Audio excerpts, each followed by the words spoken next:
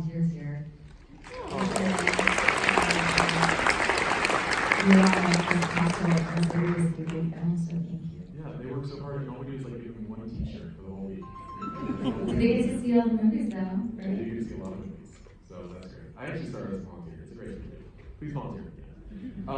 So thanks so much for sitting and talking to us about this movie. I have a lot of questions I'd like to ask you. Can you tell me a little bit about what your approach was to sort of building this character? Because it seems to me like, was this sort of when you're creating a character like this, was this a collaboration that you and the director talked about? Absolutely. I think the biggest part of the character was the writing. Brady wrote such a specific character that felt so grounded and such like a real human being with, very, very dark sides, very, sometimes she's really authentic and sometimes she's totally fake. And sometimes she's cruel and sometimes she's gentle and sometimes she's, performing and sometimes she's being. And it was really just remarkable reading it. So I feel like that really provided a great blueprint. And then watching all the different documentaries that pop stars made, almost all of them have made them now, and working on the choreography. Actually, my dance coach, Raquel, is here somewhere.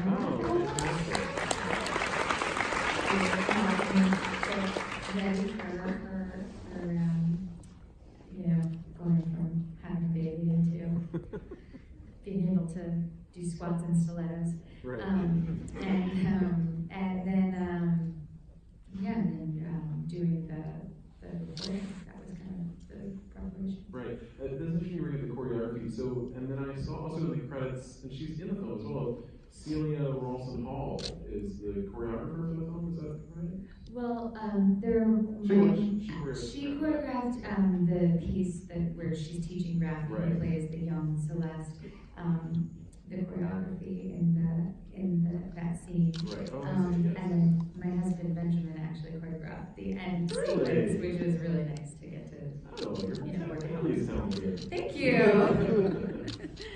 That's interesting. She's a filmmaker on her own, Celia, and we actually had a film first a few years ago. And so talking about mentioning the younger actress who plays Celeste in the earlier half of the film, what was that like? Did you work with her to kind of build the character as, like, did you guys talk about how that sort of two sides of the character were going to work together in a sense, or? We actually didn't, and I think that was intentional for Brady because he really wanted them to be different characters because she's really changed, obviously. You see this innocent young woman at the beginning and then catch her after 20 years of hard life, I guess. And I loved the fact that he chose to skip that period because we all know how to fill it in. We know plenty of the hard times of a pop star, the rocky road until their resurrection is such a familiar tale to us. So you don't have to see it. And that's what I really love about the film. There's so much that is sort of it jumps in such a deliberate way. So is that what sort of drew you to I mean, I feel like at this point in your career, you are obviously able to be very selective about the roles you choose to take on. Is that what really drew you to this character, that it was this multifaceted sort of part? Yeah, I thought it was an incredible opportunity, the character to play a character like that I'd never had a chance to play before, and then also to work with someone like Brady, who I think is incredibly talented and interesting and full of great ideas. And then also, I think a lot of the themes are really relevant to the world we live in and feel like a really accurate portrait of what it's like to live in this moment in history, which feels very, very specific, that I hadn't seen reflected in that way before. That's interesting. Yeah, I think so as well. I mean, I love the sort of the title cards that give the date, and then the last part is just just about the 21st century, right? I think that's so interesting. Yeah, we're going to have Brady up here in a moment to talk about a few other things. So let me ask a little bit about what was the preparation like for that final scene in the crazy outfits? What sort of was that physically like, emotionally like, and logistically like? Okay, well, that's a lot. Physically, it was a lot of preparation. I worked with Raquel, I worked with my husband on the choreography for about like a month. So I actually prepped the film twice because the night before, I think I was actually on my way to the airport the first time. And they were like, turn home, financing fell apart. And so we were literally about to shoot, and the financing fell through, and the movie was canceled, and I had prepped everything, and then when everything got pulled back together again, it was a few months later, so I had to kind of start over again, even though, of course, it was relatively recent in my memory, you know, I had to kind of start over. And so that was kind of nice because it actually gave a longer time to prep, and a longer time for it to kind of like sit in my head and my body and all that. So physically that was, you know, dance training, physical training, just to have the kind of endurance to do like a show like that. And then emotionally, I thought it was, you know, I kept asking Brady, like, you know, should I be kind of off? She's obviously had this massive breakdown right before, and she's obviously had this drug experience. And he was like, no, she's out of it, and like this kind of trip is like down and back up, and she's like a professional, and she's done this a million times, and she can operate even a little bit. She's in her game, she's like at the where she wants to be in a sense. Yeah, I mean, maybe not the peak, maybe, but can handle it to the point where her audience is aware that she like was having a drug-fueled meltdown minutes earlier. So that was really informative in terms of like the headspace of just being able to enter, like that she can kind of enter a space and leave everything behind her that just happened, you know, that she can go in anew, which was an interesting kind of key to the character too, because there's a certain kind of erasure that I think must have to happen. Right. Yeah. And then logistically, we had a day and a half to shoot it. Brady shot this entire movie in 22 days. I shot in 10 days.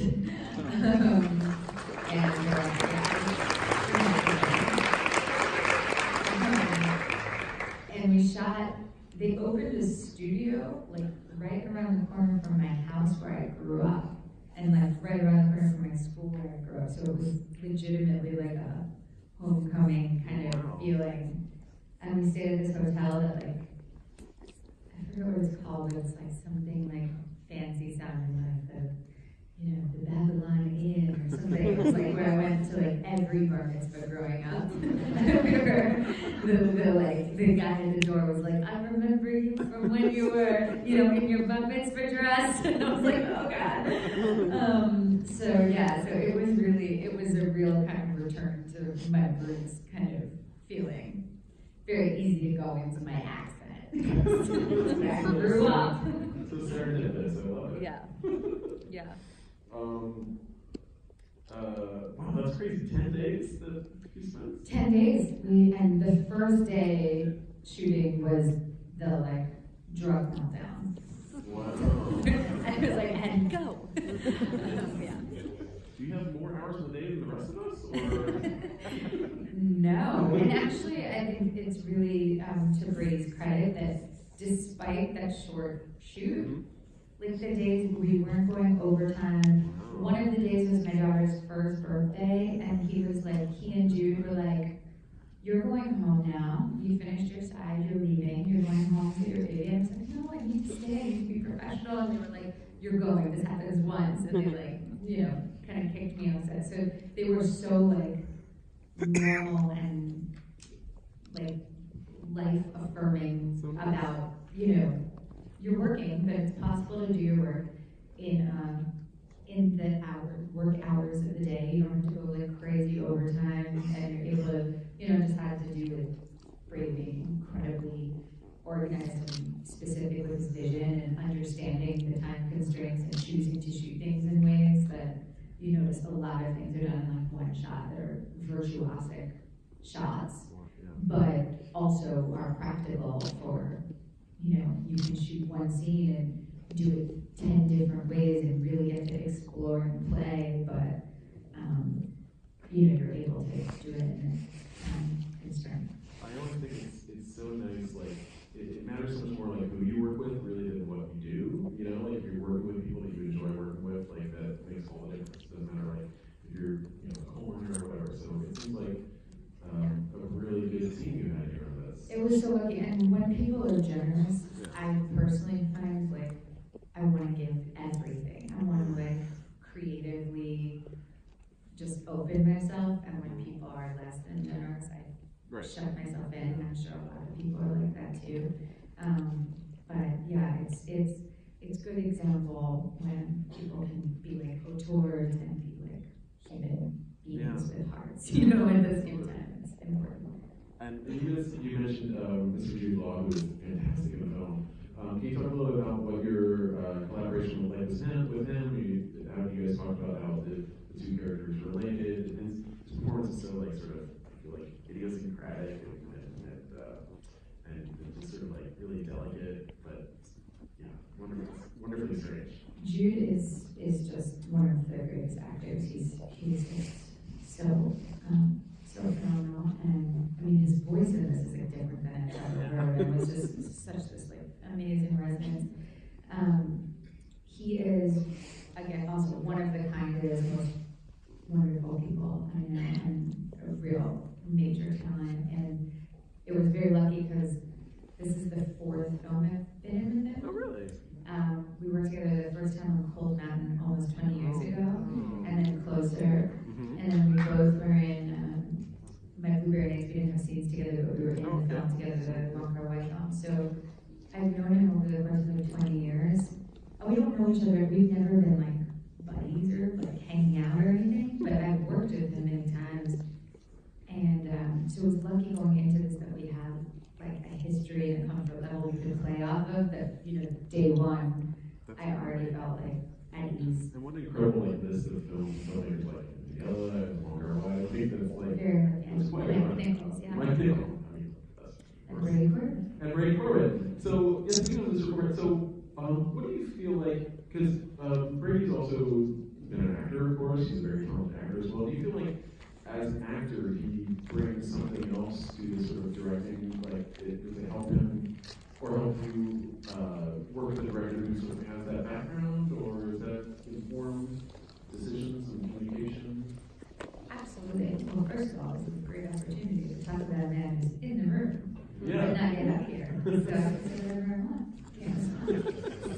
But I'll be real. He's really understanding of actors because of that.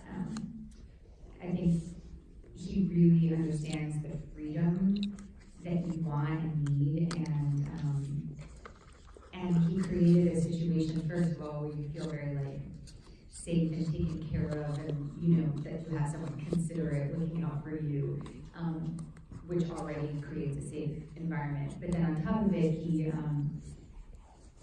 these long takes, we were able to do these scenes that are written quite lengthily. I mean, that diner scene is this 10 or 12 page scene, and you can do them in its entirety.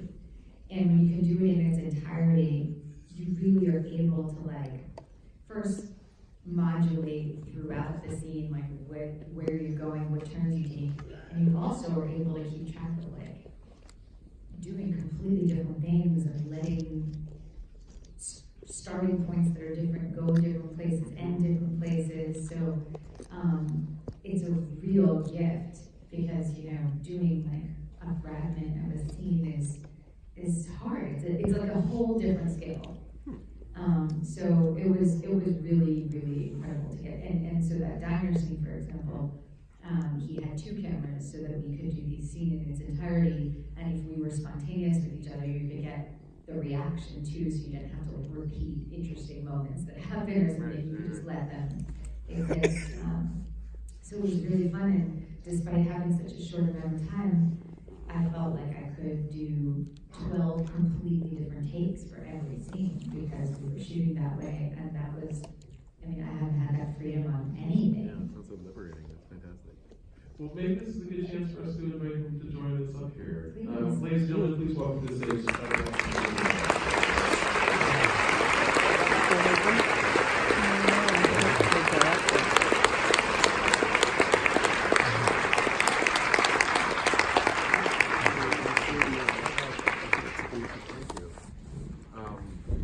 Congratulations on the film. That was just tremendous. You guys liked it, right?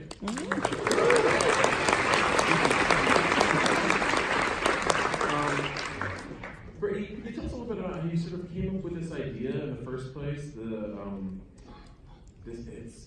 It's so intense and bold, this link between like pop culture and mass shootings and the sort of like transcendence in pop art. What was the sort of like genesis for this idea for you?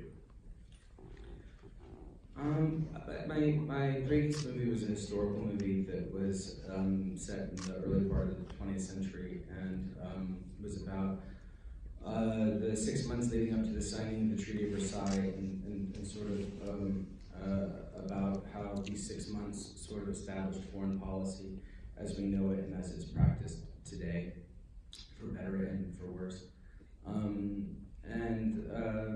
And after finishing that film, I wanted to, that film was made in Europe, and I'm an American, so I wanted to come back and make a movie at home in America.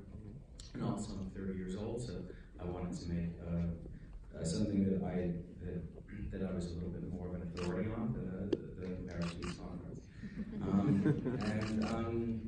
And so I sort of just approached it like a historical movie, but you know, set between 1999 and 2017. Part of the reason the film was set in 2017 versus 2018 or 19, when many people see it, was so that even though it's the recent past, it's all set in the past. Mm-hmm. And yeah, I mean, in regards to the film, the idea wasn't so much about the link between mass shootings and pop music, because there is no link. But just the fact that the desire to be iconic. Like I've described it before as that the 20th century and its relationship to violence was about the banality of evil, and that in the 21st century it's about the pageantry of evil, and sort of about the spectacle of evil, and so I was thinking about the nature of spectacle in both positive and very negative ways, of course. That was the idea. And not to kind of put too much of my own sort of like interpretation of the film, but the way the film ends, to me feels transcendent. And it kind of sits in this like history of like transcendent filmmaking, like Bresson or stuff like that. Was that always the intention, or did you ever like consider the film ending any other way? No, I thought that there was something kind of fascinating about the fact that a shooting in the first 10 minutes would be so gripping, but then the concert would be treated in a very procedural way. So that there would be transcendent moments, but a lot of the time you'd be seeing it for precisely what it is. Like you'd see sort of beyond the glitter in a way. And I mean, like, sure, like Robert Bresson's probably my favorite filmmaker. I have no idea what Robert Bresson would think about this movie. I think he'd probably hate it. But yeah, I actually think that I think the most important thing when you set out to make something, and is at least the goal is transcendence. Like or die trying. You know, it's more interesting, I think, because otherwise it's a little bit boring.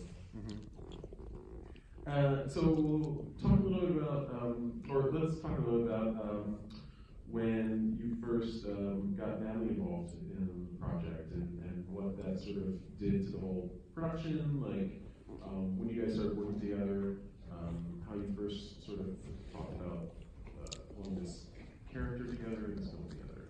I mean, we really speak the same language, and actually all of the actors in the film are very clever and extremely technical actors. So I was really fortunate. Like I didn't have a weak link. Like everybody was super prepared, and understood what we were doing, or if they didn't understand it completely, trusted what we were doing. I mean, the film stylistically, it's a bit indescribable in a way, and it shifts gears a lot. But everybody would just sort of, everyone was sort of, showed up pretty game for whatever we had to achieve that day. And it's exhilarating when you prepare a project for a few years. And like we didn't have a table read or anything, so I'd never heard any of these words spoken out loud. I wasn't even sure if the monologues, the diner and stuff could really be delivered. I mean, honestly, I didn't. I thought there's a lot of alliteration and stuff, and there's a lot of jokes. And I thought maybe it's something that is kind of fun to read, but maybe not that fun to watch. And then it was just, it was really gratifying and amazing to watch Natalie and Rafi do it. I mean, I've been dreaming about it for many years, these two people talking. And so, it was exhilarating. Rafi is the actor who plays your daughter and plays the younger version, correct? Yeah. That's such an interesting choice to have the same actor play those two roles. Isn't it?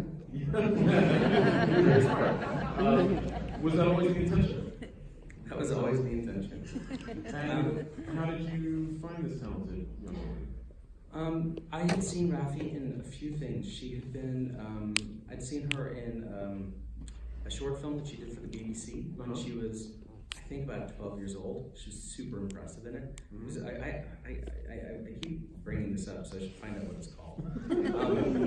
But she was really amazing in it. And I've seen her very recently in Yorgos's film, which is, the way that Yorgos's dialogue works in his films is so particular. The Yorgos Yeah, he has, and Killing the Sacred Deer. Oh my God, she's so good at that. And it has like a very specific rhythm, and it's very, very stylized, and she handled it really well. So I thought, I could tell she was like a very technical actor, because she really kind of, made something quite peculiar work very, very well. And then, I just thought that there was this kind of beautiful thing about how at the end of the movie you have this character that is it can be interpreted in a couple of ways, but that her daughter is potentially her Celeste's story is kind of a tragedy, but maybe her daughter's story has a happier ending because the future is kind of uncertain. But there's also something fascinating about your sort of younger self, kind of regarding the grotesque kind of absurdity of your adult self. I mean, I find myself grotesque in these stories. So I don't know. I thought there was something interesting about the kind of cyclical nature of what it is that our children inherit, and that somehow the character would be in dialogue with herself in a way in the second half of the film. So it was an interesting decision, and unfortunately, everybody didn't. They said, "Oh, okay, well, we'll trust it until we see it." So, Natalie, you said you didn't really talk to her that much though about her performance in the first half of the film, though. But what was your working relationship like when you guys were shooting together? Did you guys rehearse a lot together, or? Rafi's remarkable. We didn't rehearse. We didn't rehearse together. We just started working, and it was, she's incredible. I mean, the first time I saw her work as young Celeste was when I saw the finished film. And so to see how she could modify her performance so subtly and really be believable as two completely different characters, I really thought Brady was like nuts for making this decision. I was like, sure, like you're gonna make me stand next to the character that played me in the beginning and try to make people believe that we're this like the same character, even though we're the same. But you were very kind. You never brought it up. I did ask you in our early conversations. I was like, why are you? You inquired, but I didn't realize you were that hesitant. But I trusted it because Brady was very convinced about it, and I think it's so powerful to me in the film that you are looking. I mean, I think we so often see our kids as versions of ourselves. And how we relate to them with all the self-hatred and self-love, like alternately, or sometimes all at once. And then I think it's just so powerful to have it embodied that the entire time she's with her daughter, she's also with her younger self. Both is what that means just for everyone in parenthood, but also for the film to get to see both of these versions of this woman together. I think that's a really, I think it works because it's like a metaphor, but it also works literally, you know? She does such a great job acting Rafi that you do always believe her as both characters and as different people. But she holds within her both characters. So there's like a doubling of meaning all the time.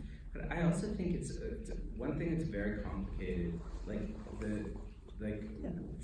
when it comes to contemporary movies, usually what you're trying to, or one is trying to achieve, is authenticity. And I don't feel like the goal, either part one of the film or part two, was about achieving authenticity. For me, it was sort of about evoking reality. So you have a representational relationship with reality as opposed to a presentational. So it's not a docudrama, it's like a little left or right of that. And I found that everybody kind of, it's like not something you discuss, it's just like something that you kind of hope is in the text and that everybody kind of feels. And I felt like, there's something very interesting about seeing Rafi, who is so austere in the first half of the film, and everything is played at 10%, and then in the second half of the film everything is at 110%, and then you see for a moment those two, it's like very abrasive. You have 5 minutes to sort of deal with it, and then those two parts of the movie sit down and have a conversation, and it sort of acts as the film's centerpiece, so that minimalism and maximalism can kind of have a discussion. And I think that it's something that is so wrong. It's like something you're not allowed to do. You're not allowed to change genres. You're not allowed to color outside of the lines at all. And I mean, how many fucking boring discussions I had about the fact that the film missed the second act. Everyone was like, maybe they thought I fell asleep in the middle of writing or something, and they're like it's missing the middle. And it was, but it's, I think that.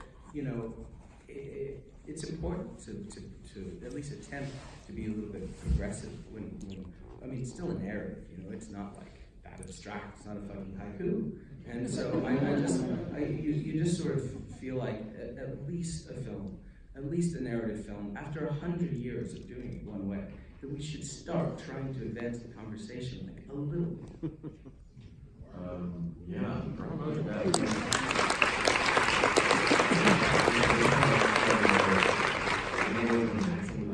That's amazing. I love the choice that you made with the act structure. I think it's beautiful. But just as a final note, I just want to say maybe I'm just a dense person, but Rafi, I feel like her two performances are so nuanced that it took me a long time to be like, oh wait a minute, that's the same girl, right? I know, and it's funny. The only difference is like, you know, She doesn't look different. Yeah. and the contacts. It's just her I eyes. remember when we started filming, I hadn't been there for the first part, and everyone was like, Bradley, your eyes! Like, it was so, because her natural eyes are blue, like the second half, so, yeah, that was big. It's hiding in plain sight. It works every time. It's so good. So good. So I want to ask you a couple questions about sort of the other collaboration, the craft. We talked a little bit about the dance work. You said your dance, who's here? My trainer and coach. Your dance trainer and coach. And your husband did the choreography for the end performance. That's amazing. At what point did he come on in the project? It was around the same Same time time you came I on. did, yeah, because And- it was like, we have a month to do this. Can you help me, honey? And he was like, okay. And we talked about Celia Walsall Hall, who has a brief part, and she's the choreographer in the beginning of the film. How did you first find out about her, Brady? Like, She's just our friend. Oh. She's just a good friend of ours. I course. mean, my wife and her are old friends, and she just has she acts in her own work, but she's never like done like she does these kind of very unique sort of dance based projects, and she just looks amazing. Like her eyes are insane, and she just she just looks great. yeah, she's like So we asked her to do us a favor. You guys have amazing friends. We do. Yeah, We try. I just can I recommend the program? And then so let's talk about the music in the film. Sia, that did how did that happen? How did that collaboration begin? And what was the sort of how did you guys all like work on that together? We reached, I reached out to her very early on and asked her. I sort of realized it was going to be very problematic because to have 9 original pop songs in the movie because the thing is just that most of the people who make pop music, these like pop factories, they get paid a lot of money to do that, and we didn't have a lot of money, and so I kind of I realized that we needed a partner. Like we couldn't have like 35 partners, we needed one, and then it was really like the list was extremely short of artists that actually write their own pop songs that are also really good. Because the thing is that I thought it would be too easy to make a mockery of these songs if they weren't good, and like the movie wouldn't be compelling, and it wouldn't be particularly difficult. We wouldn't be wrestling with anything if all of it was just total crap. Because the thing is that even though like all of the costumes and everything is so garish, it's rooted in something which are like these songs. If you go home and like you play them, like they're actually really exciting pop songs. It's always weird the first time you hear something like you're still processing it, but like there's like hits on that soundtrack. And so anyway, I wrote to her, and she really kindly opened up her library to us, and like stuff that she had written a long time ago that had been produced around the time that parts of the movie took place. And it was basically a process of mixing and matching lyrics and choruses and verses and whatever. To make the soundtrack, and then everything had to be re-recorded, remade, reproduced by a few people, Greg Kirsten, and also the vocal producer, brilliant guy named Chris Brady, who recorded all of the songs with the actors and did all the vocal production. And so yeah, I mean it took a long time. It was a lot of effort. Like there's like a soundtrack for a movie that didn't exist for like 2 years. So it was, we were really fortunate. We had great partners. Natalie, what did you do coming on and having that music there? Well, it was incredible when I received the script to have the Sia songs with it. Like I remember getting the email with these attachments with the songs, and she sings them on the demos herself. So of course they're just gorgeous. I mean, still amazing to listen to here. She, you know, it was just beautiful, beautiful songs and really great pop songs, and so I knew that it was realistic, like that. Because if you read a script and then it says, and then she writes a hit pop song, and you don't see the song, you're like, okay, good luck getting that. But it was clear from the beginning that it had this incredible music. And then getting to record it was really fun because I got to work with Chris Brady, who Brady was just mentioning, who's incredible and the loveliest person, and just see what they can do. And I mean, they're the real artists. You see, they can do so much magic to make things sound like what we're used to hearing. Sounds amazing. And so was the recording before the shooting, right? Yeah. Okay. Interesting. And so are you guys going to like release the soundtrack at some point? Yes. That's Well, there's 2 soundtracks. I mean, there's going to be Scott Walker's orchestral score, and then there's going to be pop songs. And we'll figure out how to make them meet in the middle on Spotify or something. So you're like dancing in the aisle. Except to the Scott Walker score. Yes. And Neon is distributing film later this year, right? They are. They're December released 7th. very soon. December 7th. Yeah, December 7th. I mean, it's hard to imagine when you start something in your bedroom late at night that there's ever going to be a group of people that are watching this thing finish. So thank you very much for coming. And if you saw something in the film, like something point, then it would be great if you told somebody. And even if you go like, I fucking hated it, you should see it, and then